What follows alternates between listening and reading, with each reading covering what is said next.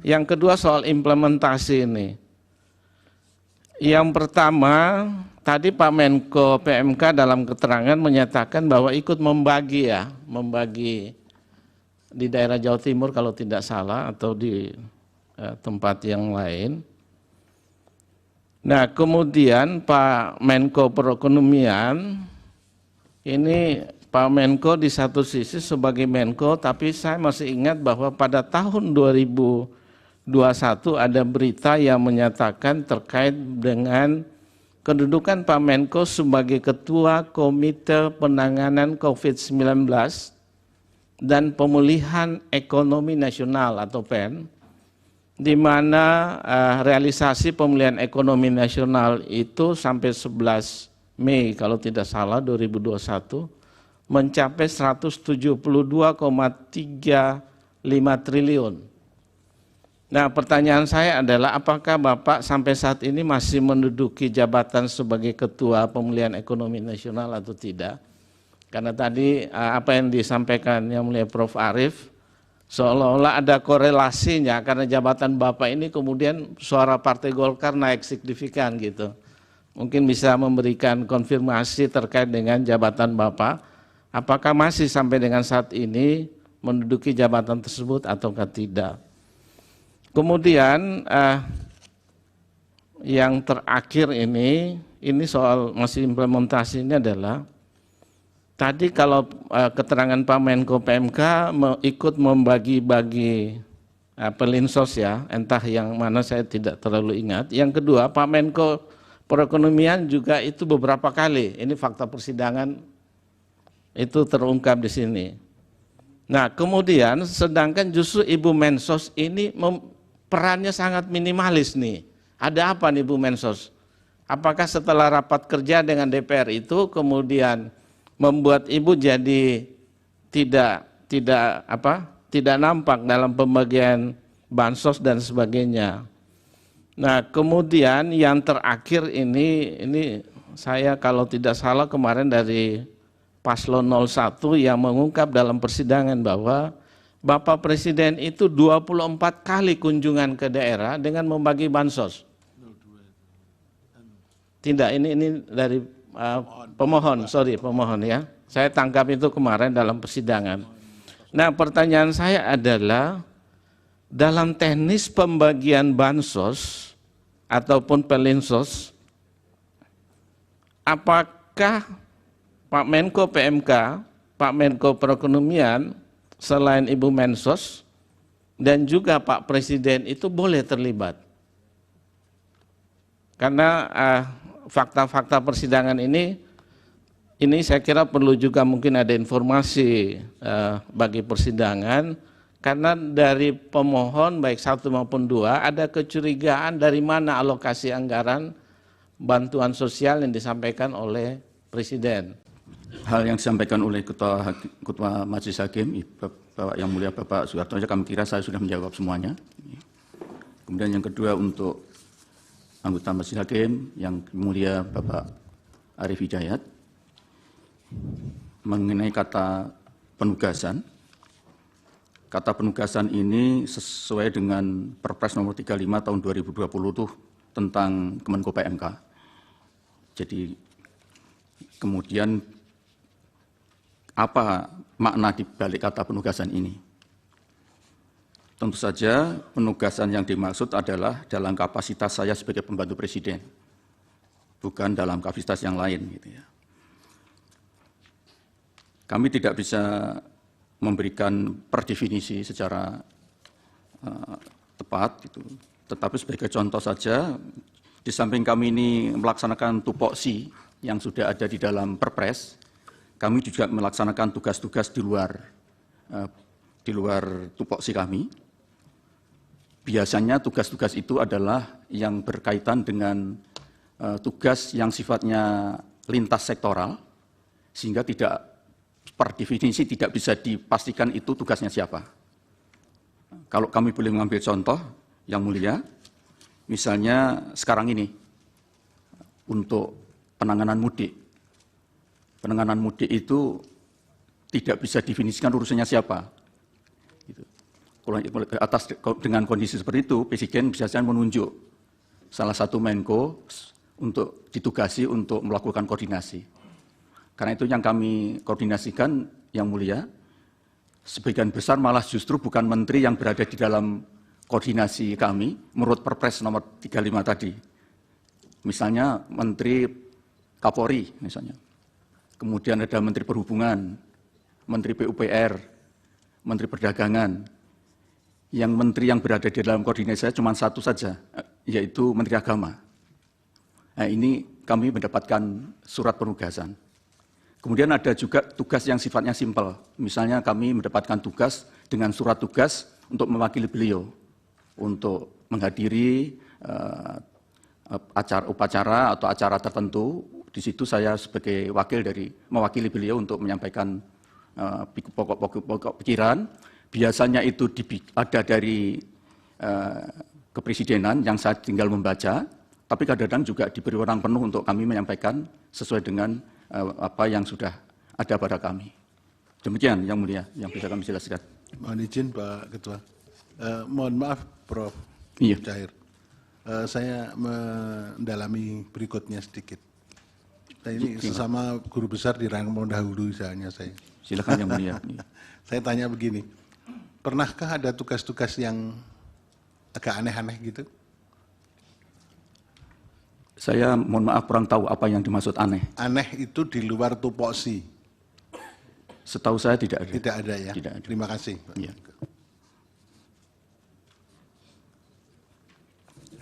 Lanjut Bapak. Ya, kemudian yang dari Yang Mulia, mohon maaf, Ibu Eni, Yang Mulia Ibu Eni Nurbaningsih, mengenai seperti apa risiko sosial yang akan terjadi. Dari kami, terutama Kemenko, baik kami Pak Erlangga dan Menko yang lain, dalam setiap suasana krisis kita mengambil risiko yang paling kecil. Seperti kemarin misalnya COVID, itu kita ada parameter kita dengarkan dari para ahli, dari yang membidangi, kemudian kita mengambil risiko yang terkecil. Begitu juga dalam kaitan dengan El Nino.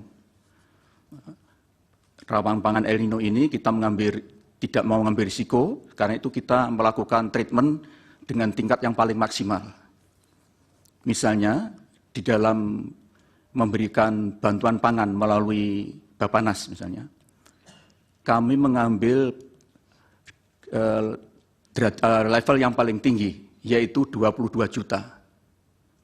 22 juta ke keluarga penerima manfaat, itu kalau dihitung, karena per keluarga rata-rata di Indonesia itu sekitar 4,71 anggota keluarga per keluarga miskin, maka yang tercover, terliput oleh 22 juta kepala keluarga penerima manfaat itu bisa mencapai 80 juta, bahkan 90 juta. Tetapi dari itu, kan sebetulnya hanya sekitar 4 juta kepala keluarga saja, karena sisanya itu adalah di level yang lebih bawah. Mungkin dari 22 juta kepala keluarga ini ada yang terjadi exclusion error, yang mestinya tidak perlu dibantu. Nah, inilah kadang-kadang perhitungan yang memang sulit untuk dihindari. Tetapi kita harus mengambil keputusan tidak berani mengambil risiko yang terjelek. Seperti COVID kemarin misalnya, Yang Mulia, untuk data DTKS, karena kemarin suasana sudah mengalami anomali, maka kita tidak gunakan DTKS. Tapi kita langsung mengambil data kemiskinan itu dari bawah, mulai dari RT RW, dari kepala desa, yang menurut prosedur mestinya harus diverifikasi di tingkat kabupaten, kita potong. Yang penting harus segera diturunkan bantuan-bantuan, agar suasana COVID yang perubahannya sangat drastis itu bisa diselesaikan. Ini contoh bagaimana kami mengambil standar yang paling tidak berisiko, daripada kita terus saja tidak mau mengambil risiko yang dengan catatan tentu saja terukur dengan pertimbangan-pertimbangan tertentu. Kemudian untuk Pak Asrul Sani, Pak yang mulia, mohon maaf yang mulia Bapak Arusani tentang Perpres 63 2017. Perpres 63 2017 kalau kita lihat kepala judul perpresnya ini kan sebetulnya percepatan transformasi dari pembayaran tunai menuju ke non tunai dalam rangka untuk transformasi ekonomi inklusif keuangan. Dan itu terjadi tahun 17, 18. Saya belum jadi Menko. Saya waktu itu menjadi Mendikbud sehingga saya relatif tahu asbabul wurudnya. Jadi asbabul wurud dari Perpres ini adalah Presiden menghendaki agar segera terjadi percepatan inklusi keuangan. Kebetulan waktu itu saya menjadi Mendikbud dan saya harus mengelola kartu Indonesia Pintar. Waktu itu masih dalam bentuk kartu yang tidak berfungsi kecuali hanya sebagai tanda bahwa dia penerima kartu Indonesia Pintar. Waktu itu saya ingat betul, dengan perintah ini kemudian kami batalkan kartu tadi itu. Dan untuk bisa agar tidak jadi temuan, saya meminta fatwa dari BPKP bahwa ini kartu ini boleh tidak digunakan. Padahal itu anggarannya cukup besar. Sebaliknya kita ganti menjadi kartu yang sekaligus bisa untuk mengambil dan bisa untuk menabung. Dan itu supaya kita tidak mengeluarkan biaya, waktu itu kami undang semua Himbara yang mengelola KIP untuk bagaimana supaya kita tidak kenai tarif untuk membuat kartu itu. Kemudian ada kesepakatan, dia mau asal uangnya yang masuk ditahan 1 bulan dulu. 1 bulan ditahan sebagai bentuk ganti dari biaya untuk membuat kartu itu. Jadi kesimpulannya yang mulia, Perpres ini menurut saya sekarang sudah tidak berlaku. Karena itu saya jujur dengan tulus menyampaikan, saya belum pernah menggunakan Perpres ini. Karena sekarang inklusi bansos sudah tanpa cashless semua. Baik ada di Kemensos maupun di KIP maupun di tempat lain. Sekira itu yang bisa saya jelaskan. Kemudian saya kira dari yang mulia Bapak Guntur Hamzah tidak ada yang terkait langsung kecuali tadi Perpres yang sudah kami jawab. Kemudian yang mulia Bapak Ridwan Mansur, kami mohon maaf, mungkin kami kurang bisa menangkap yang dimaksud karena puasa-puasa ini. Kalau dalam teori administrasi publik itu kan ada namanya eksternalitas negatif externality. Jadi seorang pejabat publik itu kalau dia memasukkan kepentingannya atau kepentingan kelompoknya di dalam kepentingan publik, maka itu telah terjadi eksternalitas negatif. Eksternalitas negatif itu bisa intended, memang disengaja, tapi bisa unavoided, tidak terhindarkan. Misalnya, kalau kita punya baju dinas, mau berangkat ke kantor harus melayat dulu saudara kita yang meninggal, tidak mungkin kita ganti baju karena mau melayat, baru kemudian dinas pakai baju. Itu adalah unavoided. Begitu juga mungkin perkara kecil mobil dinas. Tapi memang ada eksternalitas negatif yang betul-betul intended, yang disengaja. Dan itu sangat terpulang kepada pejabat publik masing-masing. Kemudian yang kedua, kenapa eksternalitas negatif itu selalu terjadi? Karena setiap manusia itu pasti punya preferensi, dan punya tendensi. Pasti punya pilihan dan punya kecenderungan. Dan itu tidak harus melalui akal sehat. Karena pengetahuan manusia itu ada dua. Ada yang sifatnya a priori dan a posteriori. Pengetahuan a priori tanpa diperoleh harus dengan melalui pengalaman. Itu cukup dari naluri, insting, bahkan mungkin fisik. Bisa juga bisikan makhluk halus. Sehingga seseorang itu tidak mungkin tidak punya preferensi, tidak punya tendensi, termasuk pejabat publik, termasuk siapapun. Karena itu kalau ada orang bilang bahwa netral, 100%, itu pasti bohong. Itu pasti bohong. Orang bilang 100% imparsial, pasti dia bohong. Karena pada dasarnya manusia itu ditakdirkan Tuhan memiliki preferensi dan tendensi. Tidak harus diperoleh secara akal sehat, pertimbangan rasional, tapi yang irasional pun bisa digunakan. Saya kira itu, mohon maaf, mungkin kalau kurang tepat. Intinya kami ingin menastikan bahwa apa yang kami lakukan sebagai pejabat publik di dalam mengemban amanah termasuk soal bansos ini, kami berusaha betul untuk meminimalisir kemungkinan terjadinya eksternalitas negatif, terutama yang intended itu. Kalau ada yang unavoided, itulah yang memang menjadi persoalan yang tadi sudah saya jelaskan. Karena kita sebagai manusia pasti tidak mungkin lepas dari preferensi dan tendensi. Saya kira itu yang bisa kami jelaskan. Untuk yang lain, saya kira nanti Pak Menko Ekonomi dan Bu Menteri Keuangan dan juga Bu Risma. Terakhir ya, mengenai Bapak Presiden. Jadi sebetulnya kunjungan Bapak Presiden itu kan bukan sekarang saja. Yaitu memang salah satu pola kepemimpinan beliau. Saya sangat paham karena saya pernah mendampingi satu periode dengan beliau. Ketika membagi KIP, Pak Presiden selalu membagi KIP ke daerah-daerah. Tujuannya apa? Untuk memastikan bahwa kebijakan beliau memang landed, memang terdeliver di lapangan. Dan Bapak Presiden itu selalu menekankan pentingnya segera belanja APBN pada awal tahun. Karena itu, DIPA itu pasti diberikan pada November bahkan September. Sehingga pada Januari sudah kick off semua program, termasuk bansos. Dan disitulah Presiden turun ke lapangan untuk melakukan pemantauan, mengecek apa betul semuanya sudah terdeliver. Sekaligus untuk mendapatkan feedback, umpan balik dari yang dijadikan sasaran dari bansos itu. Karena itu sering mesti kita undang, kita kumpulkan mereka, misalnya sampai 1.000 orang, untuk ketemu dengan beliau, untuk melakukan dialog. Nah, itu sebetulnya simbolik saja. Taruhlah beliau berkunjung 100 titik, Bapak-Bapak. Kemudian beliau akan membagi PKH. PKH itu 10 juta keluarga penerima manfaat. Kalau 40 titik, itu taruhlah 2.000. 1 titik.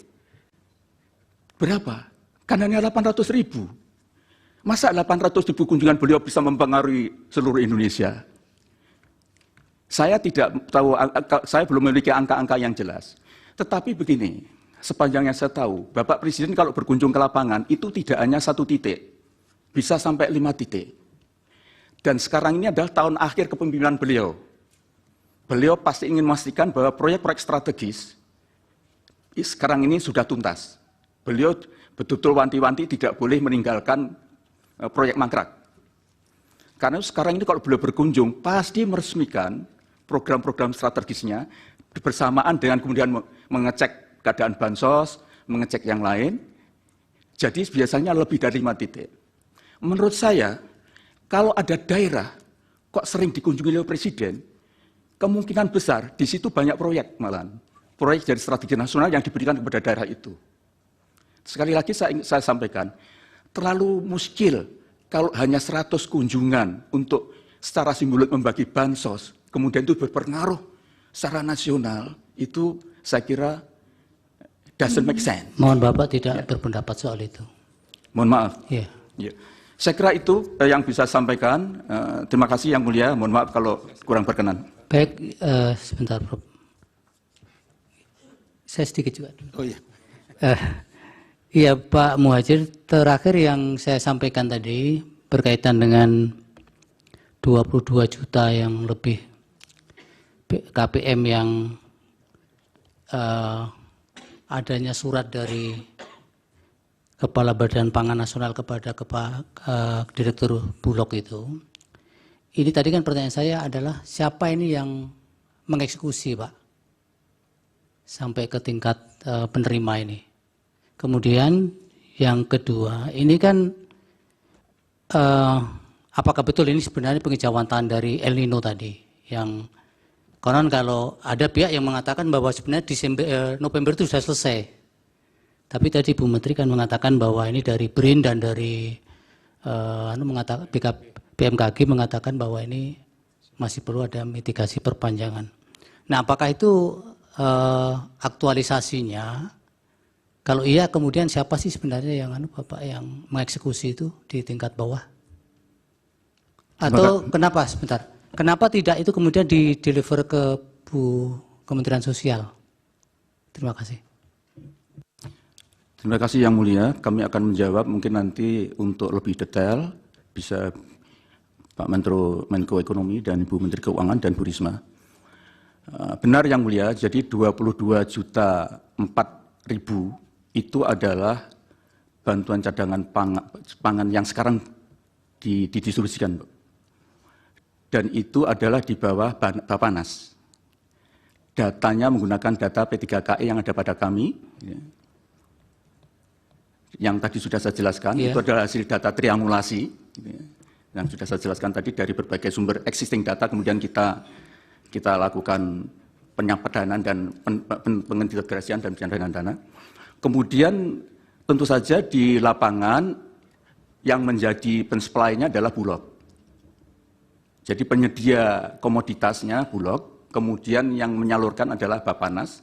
Tentu saja Bappenas menggandeng transporter yang untuk bisa mengantar beras itu ke sasaran.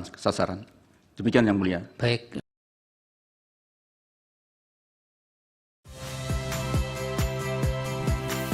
Saya Radi Saputro. Saksikan program-program Kompas TV melalui siaran digital, pay TV dan media streaming lainnya. Kompas TV, independen, terpercaya.